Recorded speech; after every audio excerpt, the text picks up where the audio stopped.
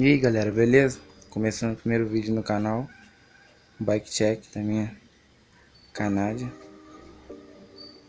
Começando aqui, ó, guidão Viper, Neck Vision.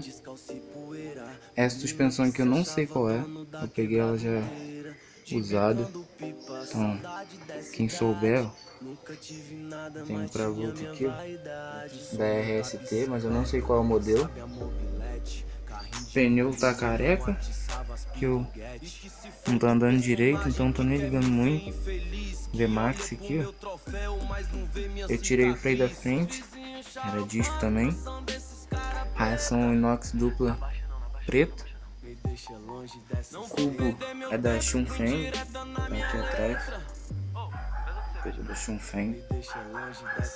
Quadro Canadian, insano. Botei um adesivo aqui, ó. Tá até ruim já, queria também. Banco esses normalzinho, muito bom, vale a pena.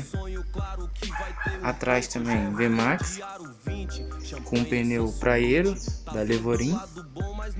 Aqui a pinça Bengal, muito boa, recomendo também. Disco da Saipo, da frente também é o da Saipo. Eu tinha freio da Saipo, mas não era bom. Aqui o cubo é da Shift Tech também.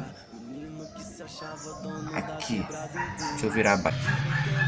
Bom, aqui desse lado tem esse guia aqui que eu comprei, não sei a marca, mas paguei bem carinho nele, acho que eu paguei quase 100 reais, mas ele é bom. Corrente não solta mesmo, fica bem firme. Corrente eu não sei qual é. Esse peãozinho aqui, também eu não sei qual é. Bom, aqui a estrela da Shimano, já peguei usada também. Pé de vela Shimano. Esse pedalzinho aqui de ferro, plataforma, né? Comum, bom. E a mesinha da Calypso. A maioria das peças eu peguei tudo usada. Essa mesinha também, só esse guidão aqui que eu peguei mais novo. Mesinha Calypso aqui, não sei que marca é essa. Quem souber aí, bota nos comentários. A manoplazinha comum, bem ruim, horrível. A manete é uma comum também, acho que é Logan. Normal, freia bem. E eu acho que é isso, galera. Aí minha bike. Aí como é que ela é?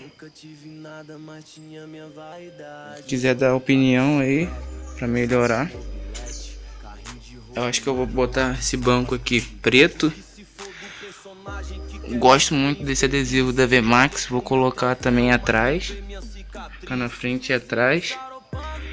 E quero botar um freio hidráulico. O que vocês acham? Bom galera, eu vou terminando o vídeo por aqui. Quem gostou, deixe seu like aí.